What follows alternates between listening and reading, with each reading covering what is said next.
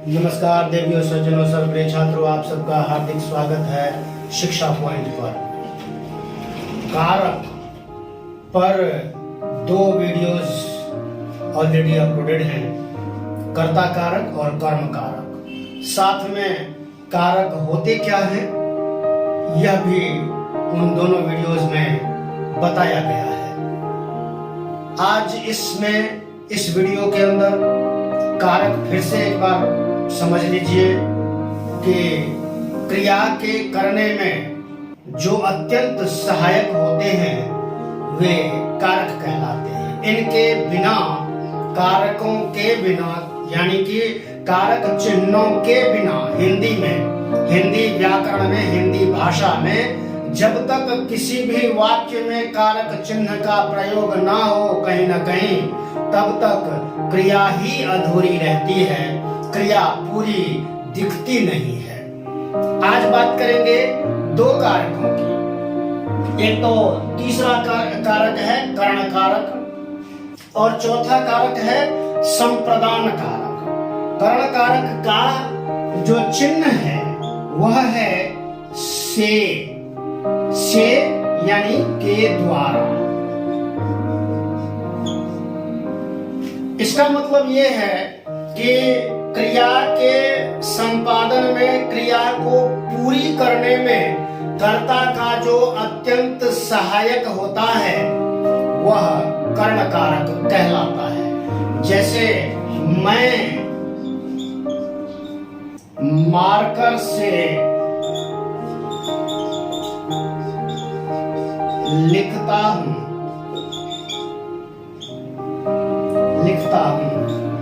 अब ये जो लिखने की क्रिया है वो मार्कर से संपादित हो रही है और मैं यहाँ पर कर्ता पद है। तो मैं जो करता है इसकी जो क्रिया है लिखता हूं, इसको संपादन करने में मार्कर अत्यंत सहायक है। तो ये मार्कर से लिखता हूं या मार्कर के द्वारा लिखता हूं, ये मार्कर इस क्रिया के संपादन में सहायक सिद्ध हो रहा है। इसके बिना लिखने का कार्य नहीं होता।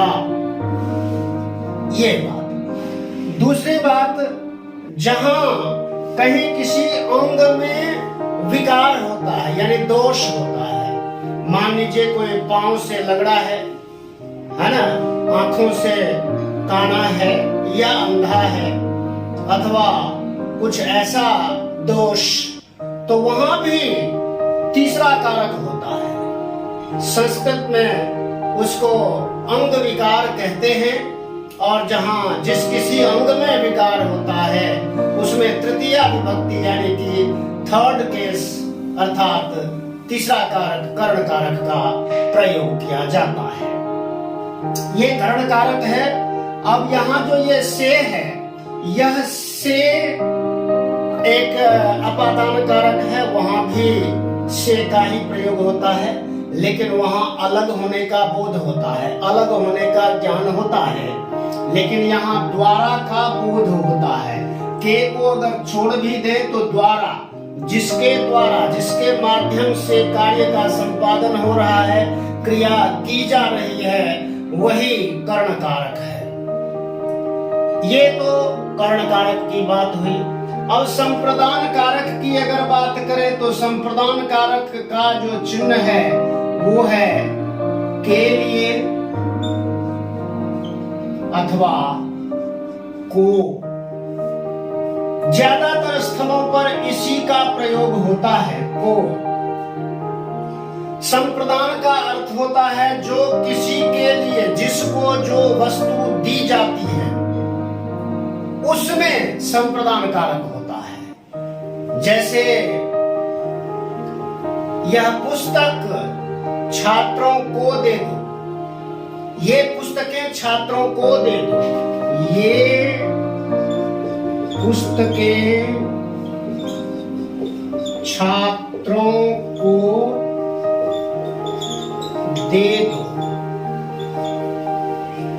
अब यहां को चिन्ह दिखता है। ये जो को है, ध्यान दीजिएगा, कर्म कारक में भी को का प्रयोग होता है। लेकिन वहां पर जो है वो कर्म का बोध कराता है। लेकिन ये संप्रदान कारक में जो को शब्द दिखता है, छात्रों को दे दो, तो यहाँ देने का भाव प्रमुख है ना। तो ये जो देने का भाव है यहाँ के लिए भी प्रयोग हो सकता है। ये पुस्तकें छात्रों के लिए हैं। ये आम या फल, ये फल लोगों के लिए हैं, लोगों को दे दो। तो ये ध्यान देने की बात है कि यहाँ पर को शब्द का अधिक संप्रदान कारक में के लिए की, इस के लिए की जगह पर को शब्द का, परसर्ग का, विभक्ति चिन्ह का प्रयोग अधिक होता है। इसलिए यह जो को है वो संप्रदान है। अब ये हम अंतर कैसे करेंगे कि ये कर्म कारक है अथवा संप्रदान कारक है? तो जहां किसी को कोई चीज देने का बोध हो वह तो संप्रदान का चिन्ह हुआ को, और जहां पर कर्म का बोध हो अर्थात उसी को देना है, किसको करने में जो सहायक है ना। जैसे मैं पत्र लिखता हूँ तो किसको लिखता हूँ, ऐसा जो प्रश्न पूछा जाता है तो पत्र को लिखता हूँ, वहां पर को छुपा हुआ है। इसीलिए वह को नहीं होने पर, जहां को है, जैसे सेब काट कर बच्चे को खिलाओ, तो यहाँ सेब को दिखता नहीं है लेकिन बच्चे को दिखता है, तो वहां पर वह कर्म पद है, वो प्राणीवाचक है। बच्चा कर्म प्राणीवाचक है, इसलिए कर्म पद का वहां पर कर्म सूचक का प्रयोग होता है। और सेब प्राणीवाचक नहीं है, इसलिए उसके साथ को का प्रयोग नहीं होता। तो ये ध्यान रखा जाने वाला विषय है कि ये जो को है ये देने के अर्थ में अगर है, जिसके लिए ऐसा बोध हो रहा है, जैसे यहाँ छात्रों के लिए दे दो, ऐसा ज्ञान हो रहा है, तो ये संप्रदान कारक है। अक्सर कारकों से संबंधित विभिन्न प्रतियोगी परीक्षाओं में प्रश्न पूछे जाते हैं जहां पर गड़बड़ी की संभावना अधिक होती है, लेकिन ये छोटी छोटी ट्रिक्स वाली बातें अगर ध्यान में रखी जाएं तो कोई गड़बड़ी की संभावना होती नहीं है।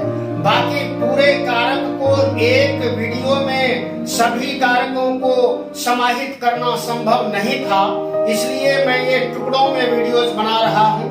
एक एक या दो दो कारकों को लेकर के वीडियोस बना रहा हूँ ताकि विषय वस्तु को समझने में कोई दिक्कत ना रहे।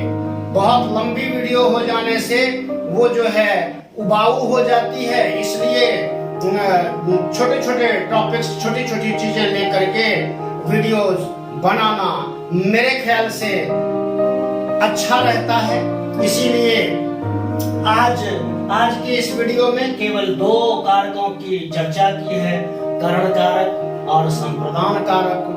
पिछली जो दो वीडियोज है कर्ता कारक और कर्म कारक, उन दोनों का भी लिंक आपको डिस्क्रिप्शन बॉक्स में मिल जाएगा, आप वहां से देख सकते हैं और सभी कारकों का अच्छा ज्ञान प्राप्त कर सकते हैं। धन्यवाद। अभी तक जिन छात्रों ने, जिन लोगों ने वीडियोस को देखते हैं, लाइक भी करते हैं, लेकिन इस चैनल को सब्सक्राइब नहीं किया है, तो चैनल को सब्सक्राइब कीजिए।